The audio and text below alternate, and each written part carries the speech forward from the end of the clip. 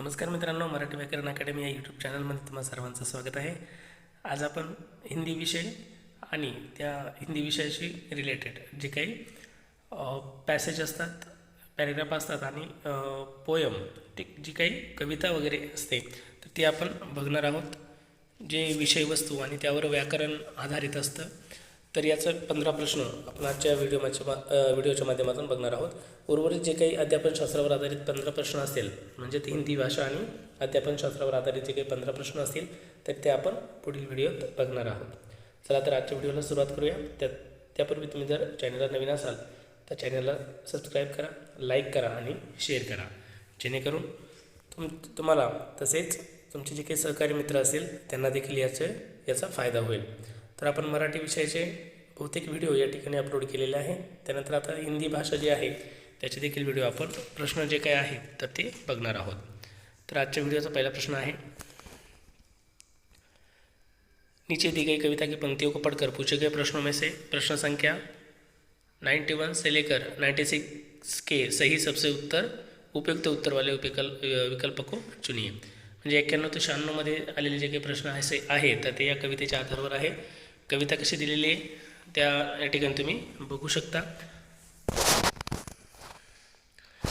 पूर्व चलने के बटोही बाट की पहचान कर ले, है अनिश्चित किस जगह पर सरित गिरी गटर मिलेंगे, है अनिश्चित किस जगह पर बागवन सुंदर मिलेंगे, किस जगह यात्रा खत्म हो जाएगी यह भी अनिश्चित है, अनिश्चित कब सुमन कब कंटकों के शर मिलेंगे, कौन सा सहसा छू जाएंगे, कौन मिलेंगे कौन सहसा, आ पड़े कुछ भी रुकेगा, तू न ऐसी आन कर ले. पूर्व चलने के बटोही बाट की पहचान कर ले, या प्रकारची कविता आपल्याला दिलेली आहे आणि त्यावर आधारित काही प्रश्न दिलेले आहेत. पहिला प्रश्न आहे त्यामध्ये, कविता की पंक्तियों में यात्रा की किस विशेषता की और संकेत किया गया है. या कवितेच्या ओळीमध्ये जी काही यात्रा किंवा जे काही प्रवास वर्णन या ठिकाणी दिलेलं आहे तर ती कोणत्या विशेष किंवा कोणत्या गोष्टीकडे जास्तीत जास्त लक्ष दिलेलं आहे, संकेत केलेला आहे ते आपल्याला ओळखायचं आहे. पहला ऑप्शन है कठिनाइयों की ओर, सुखों की ओर, अनिश्चितता की ओर और साहस की ओर. तर या ठिकाणी 4 पर्याय आपल्यासमोर आहे. तर यामध्ये तुम्ही जर कविता पुन्हा एक वेळेस आपण बघितली तर त्यामध्ये आपल्याला उत्तर लगेच मिळेल की काय जास्तीत जास्त काय सांगितलेलं आहे की पूर्व चलने के बटोही बाट की पहचान कर ले, है अनिश्चित किस जगह पर, मतलब उसे कहाँ जाना है ये पता नहीं है, वो अनिश्चित जगह है तथा उसको आगे क्या मिलने वाला है, उस सफ़र में उसे आगे क्या मिलने वाला है वो भी अनिश्चित है.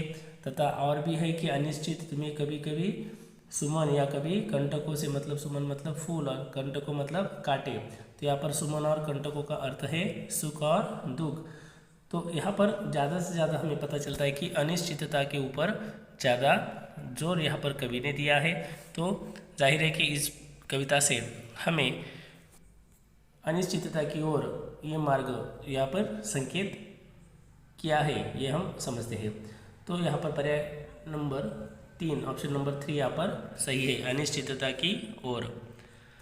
पुढचा प्रश्न आहे, कविता में आए सुमन और कंटक किस भाव के प्रतीक है. आता या ठिकाणी बघा, आपल्याला जर बघितलं तर सुमन म्हणजेच काय तर फूल आणि कंटक म्हणजेच काय तर काटे, अशा प्रकारे आपण उत्तर करू शकतो. परंतु ते उत्तर काय आहे तर चूक आहे, कारण आपल्याला काय सांगितलेलं आहे की कविता में आए सुमन और कंटक किस भाव के प्रतीक है. किस भाव म्हणजे त्यामधून त्यांना नेमकं काय सांगायचं आहे. सुमन म्हणजेच फूल आपल्याला माहिती आहे, परंतु शब्दशः अर्थ न घेता त्यामधून कोणता भाव प्रकट करणार आहेत. तर पर्याय दुसरा आहे बाग और वन, तिसरा आहे सुख और दुःख आणि चौथा आहे प्रिय और अप्रिय. तर त्या ठिकाणी पर्याय क्रमांक 3 योग्य आहे. सुख आणि दुःख म्हणजेच सुमन म्हणजेच काय तर सुख आणि कंटक म्हणजे काय आहे तर त्याला काटे म्हणतो आपण, परंतु काटे कशाचं प्रतीक आहे या ठिकाणी दुःखाचं प्रतीक आहे, म्हणून पर्याय क्रमांक 3 या ठिकाणी योग्य आहे. पुढचा प्रश्न आहे, कविता की पंक्तियों में कवि व्यक्ति को किस बात की प्रेरणा दे रहा है. हर स्थिति में साहस दिखाने की, पर्वतों को देखकर न डरने की, गहरी नदियों से न डरने की और हर स्थिति में आगे बढ़ने की. आता कवितेचा अर्थ त्या ठिकाणी त्या कवितेमध्ये लपलेला असतो. शब्दशः जर आपण वाचन केलं तर त्यामध्ये वेगवेगळ्या उदाहरणातून आपल्याला त्या कविता समजून देण्याचा प्रयत्न केलेला असतो, परंतु त्यामागे एक महत्त्वाचा संदेश देखील असतो. मग या कवितेमधून आपल्याला कोणता संदेश देत आहे कवी, तर हे लक्षात घ्या. तर यामध्ये कवी सांगतायत की आपली यात्रा कुठे चालू आहे आणि एका अनिश्चित जागेवर त्या ठिकाणी ती यात्रा आपण प्रवास करत आहोत. त्यामध्ये नदी असू शकते, नदी किंवा गिरी म्हणजेच काय तर पर्वत असू शकतात किंवा गड्डेसुद्धा आपल्याला मिळतील. आणि आपण नेमकं कुठं जाणार, त्यामध्ये आपल्याला बाग वनसुद्धा मिळू शकतात, परंतु कुठे जाणार आहोत, आपली प्रवास कुठे संपणार आहे हे आपल्याला माहीत नाही. मग काय आहे, तर आपल्याला उद्देश जरी माहीत नाही तर मग आपण चालणं थांबवायचं नाही. आपण चालणं जे काही आहे तर ते सुरू ठेवायचं आहे. तर यातून आपल्याला एकच अर्थ किंवा एकच प्रेरणा त्या ठिकाणी मिळते कि हर स्थिति में आगे बढ़ने की. कवि व्यक्ति को किस बात की प्रेरणा दे रहा है, तो हर स्थिति में आगे बढ़ने की. पुढचा प्रश्न आहे, इस जीवन यात्रा में कुछ निश्चित नहीं है. कुछ भी निश्चित नहीं है, सब कुछ निश्चित है, सब और मुश्किलें हैं और सब और सुख है. तर आपल्याला माहिती आहे की या ठिकाणी निश्चिततावर त्या ठिकाणी जास्तीत जास्त अनिश्चिततावर ही कविता दिलेली आहे. त्यामुळे आपण या ठिकाणी ओळखू शकतो की जीवन यात्रा में क्या है, तो कुछ भी निश्चित नहीं है, सब अनिश्चित है. कभी कुछ भी हो सकता है, कभी सुख की प्राप्ति हो सकती है तो कभी दुख की प्राप्ति हो सकती है, इसलिए निश्चित ऐसा कुछ भी नहीं है. तो पर्याय ऑप्शन नंबर 1 यहाँ पर सही है. अगला सवाल है, नीचे दिए गए शब्दों में से सरित का समानार्थी शब्द कौन सा नहीं है. निगेटिव्ह प्रश्न आलेला आहे, लक्ष द्यायचं आहे. सरित का समानार्थी शब्द कौन सा नहीं है. सरित म्हणजेच काय, तर सरिता म्हणजेच काय, मग नदी. तर मग या नदीला पर्यायवाची शब्द कोणता नाही, तर पहिला आहे तटिनी म्हणजेच नदीचाच पर्यायवाची आहे. जयमाला सुद्धा पर्यायवाची आहे आणि नदसुद्धा नदीलाच म्हटलेलं आहे. मग पर्याय क्रमांक राहिलेला या ठिकाणी 4, जो काही प्रवाह, हा त्या नदीला पर्यायवाची शब्द नाही. परंतु आपल्याला जर सरित शब्द कळाला नाही तर हे कोणताही पर्याय आपल्याला समजू शकणार नाही. म्हणून समानार्थी शब्दांचा देखील सराव त्या ठिकाणी तुम्हाला करायचा आहे. पर्याय क्रमांक 4 या ठिकाणी योग्य आहे. पुढचा प्रश्न आहे, अनिश्चित शब्द में कौन सा प्रत्यय आ सकता है. आता अनिश्चित शब्दामध्ये कोणता प्रत्यय येऊ शकतो, तर अनिश्चित आपण जर या ठिकाणी लिहून घेतलेले अनिश्चित, तर याला कोणता योग्य पर्याय त्या ठिकाणी लागेल, तर पहिला ऑप्शन आहे ते. तर अनिश्चित ते, तो शब्द अशुद्ध आहे म्हणून ते या ठिकाणी नाही. पर्याय पहिला त्या ठिकाणी आपला कट होईल. दुसरा पर्याय यूज करायचा आहे ती. अनिश्चित ती शब्द योग्य नाही, पर्याय त्याला योग्य होत नाही म्हणून हा देखील जो काही प्रत्यय आहे तर तो योग्य नाही म्हणून दुसरा पर्याय देखील त्या ठिकाणी कट होणार आहे. तिसरा पर्याय आहे ती. तर अनिश्चित ती आपण जरी बघितलं तर हे अनिश्चित ती सुद्धा होत नाही. मग कोणता पर्याय या ठिकाणी राहिलेला आहे शेवटचा, तर तो आहे ता.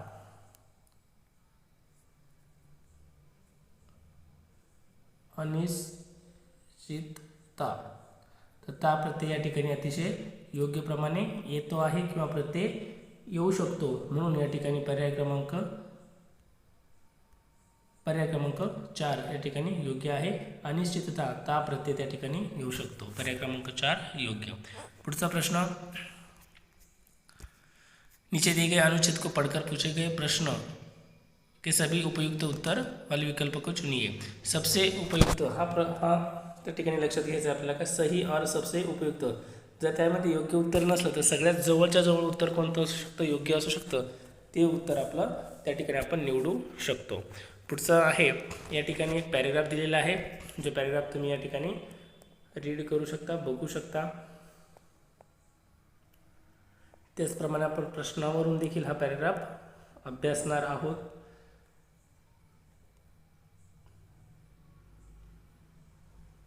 विद्यार्थ्यांवरच आधारित किंवा विद्यार्थी जीवनावर आधारित हा पॅरेग्राफ दिलेला आहे. चला तर यामध्ये पहिला प्रश्न बघूया. गीत कविता बच्चों के जीवन में रच बस जाए, यह माता पिता को पसंद नहीं है, क्योंकि इससे बच्चे पढ़ाई लिखाई में बहुत पिछड़ सकते हैं. माता पिता द्वारा तय लक्ष्य को प्राप्त न कर सकेंगे, केवल आनंद में ही खो रहेंगे और इस कविता ही लिखते केवळ कविता ही लिखते रहेंगे. तर या प्रकारे आपल्याला ऑप्शन या ठिकाणी दिलेला आहे. तर यामध्ये योग्य पर्याय कोणता आहे तो आपल्याला शोधायचा आहे. गीत कविता बच्चों के जीवन में रच बस जाए, यह माता पिता को पसंद क्यों नहीं है. या ठिकाणी आपण पॅसेज आहे तो देखील आपण बघू शकतो.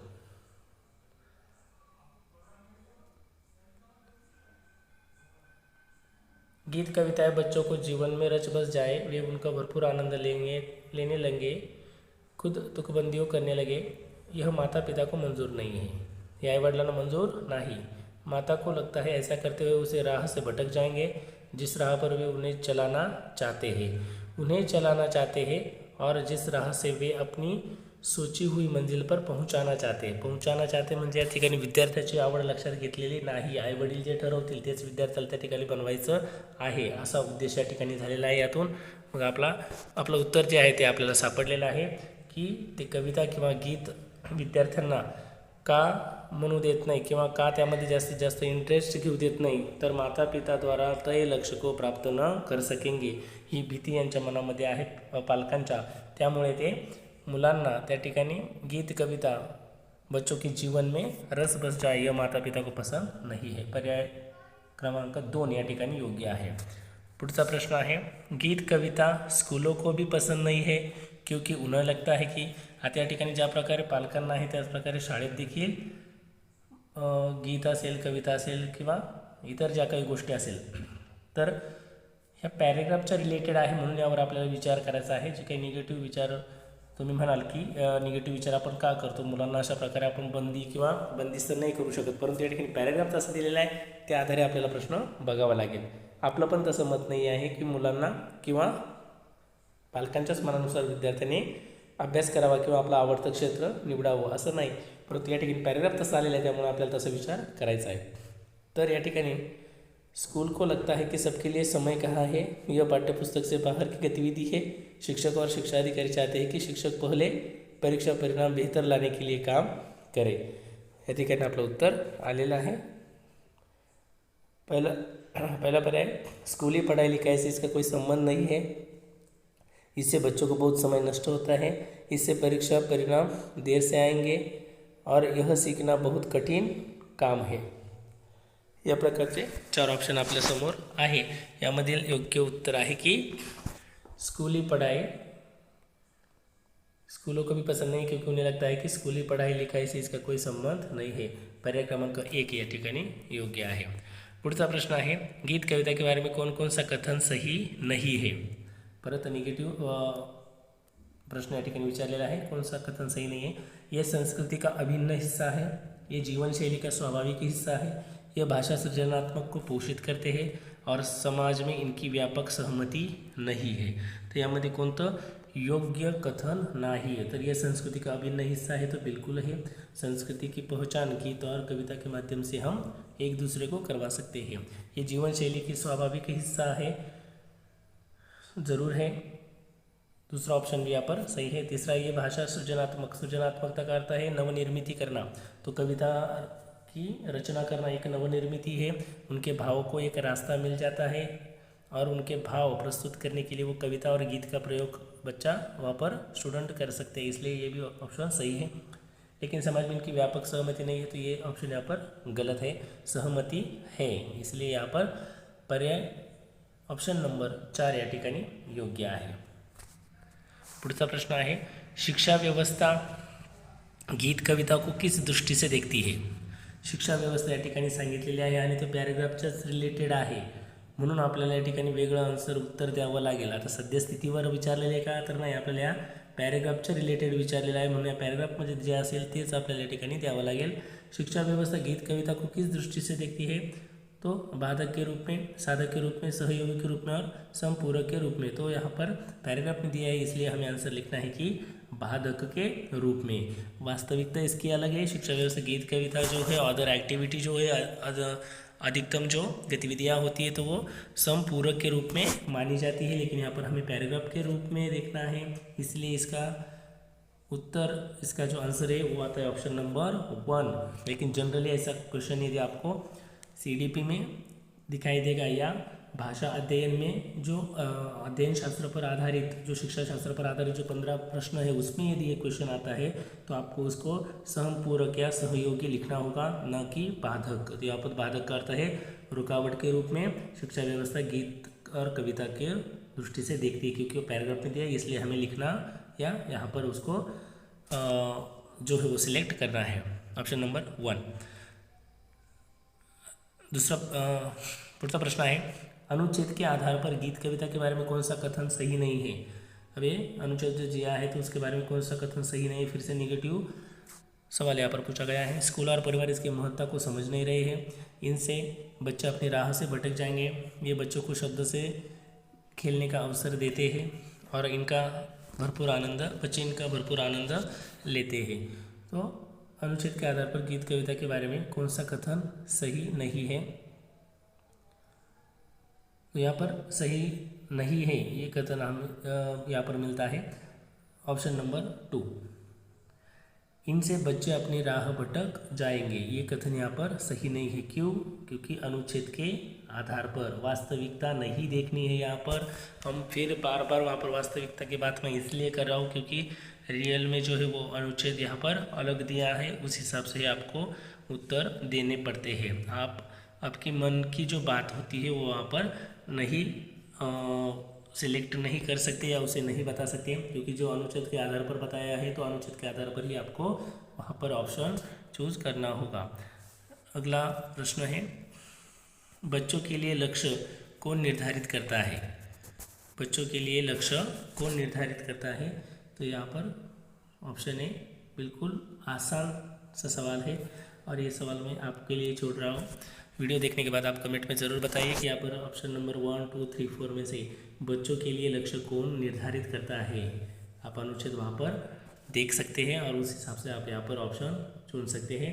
पहला ऑप्शन है स्वयं बच्चे, दूसरा है माता पिता, तीसरा ऑप्शन है स्कूल और चौथा ऑप्शन है शिक्षा अधिकारी। तो यहाँ पर 4 ऑप्शन है, इसमें से सही ऑप्शन जो है वो आपको कमेंट में ज़रूर बताना है। चलो अगले सवाल की ओर। कविताएँ सुनी सुनाई जाए में क्रिया है, यहाँ इसमें क्रिया कौन सी है ये पहचानिए। मतलब व्याकरण के रिलेटेड, व्याकरण के संदर्भ में यहाँ पर प्रश्न आया है। कविता सुनी सुनाई जाए में क्रिया कौन सी है। अकर्मक, सकर्मक, प्रेरणार्थक और द्विकर्मक है, ये हमें यहाँ पर देखना है। तो यहाँ पर अकर्मक अर्थ है जहाँ पर कर्म नहीं है,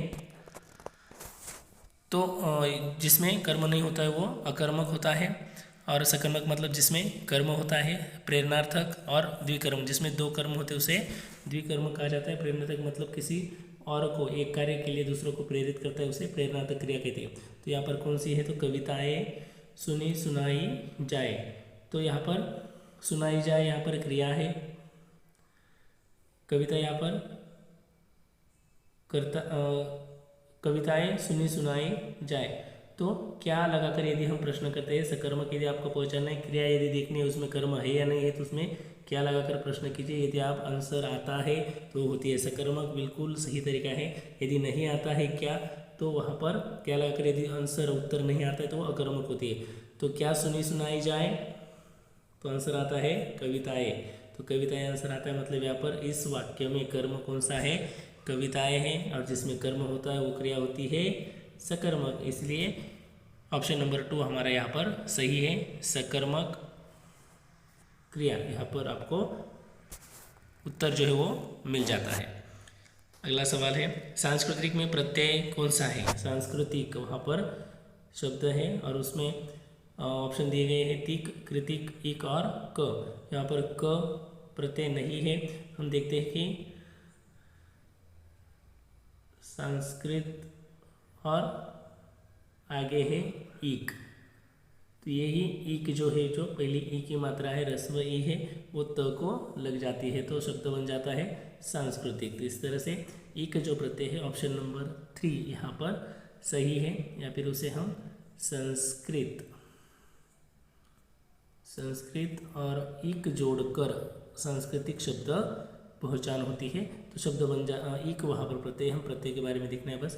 तो ईक प्रत्यय सही है, ऑप्शन नंबर तीन यहाँ पर सही आहे. पर्याय क्रमांक तिसरा या ठिकाणी योग्य आहे. एक प्रत्यय त्या संस्कृत शब्दाला लागलेला आहे आणि शब्दबंध तयार झालेला आहे सांस्कृतिक. पुढचा आणि शेवटचा प्रश्न आहे.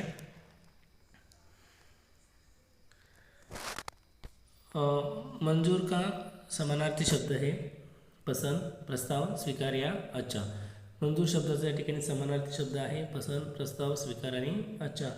तर यामधून कोणता पर्याय जो आहे तर तो योग्य आहे हा आपल्याला ओळखायचा आहे.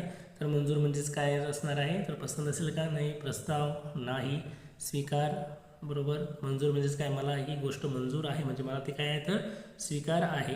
पर्याय क्रमांक 3 या ठिकाणी योग्य आहे. इसका सही ऑप्शन है ऑप्शन नंबर 3 स्वीकार. मंजूर का जो समानार्थी शब्द है वो है स्वीकार. तर मी कमेंटमध्ये तुम्हाला एक प्रश्न विचारलेला आहे तो कमेंटमध्ये नक्की सांगा. त्याचप्रकारे व्हिडिओ कसा वाटला.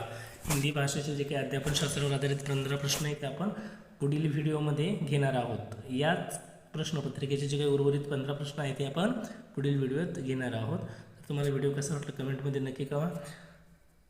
चॅनलला सबस्क्राईब केलं नसेल तर सबस्क्राईब करा आणि लाईक करा तसेच शेअर करा. थँक्यू.